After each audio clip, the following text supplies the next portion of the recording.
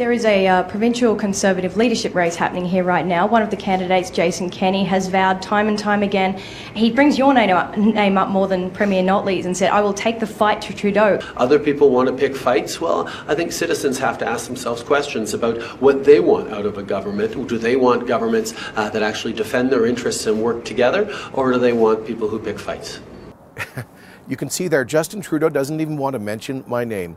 But he did, just moments before that, praise his closest political ally, Premier Notley. But I'm so happy to be working with Rachel Notley on as we move forward. You see, Prime Minister, this is the problem. Alberta needs someone to stand up and defend this province's interests rather than advance your agenda in Alberta.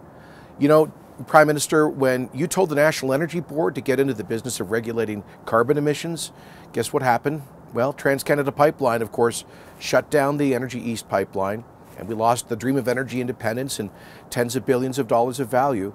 And Premier Notley barely raised a word in protest. In fact, I think she should have sued you and the National Energy Board for intruding into provincial jurisdiction on the regulation of oil and gas production.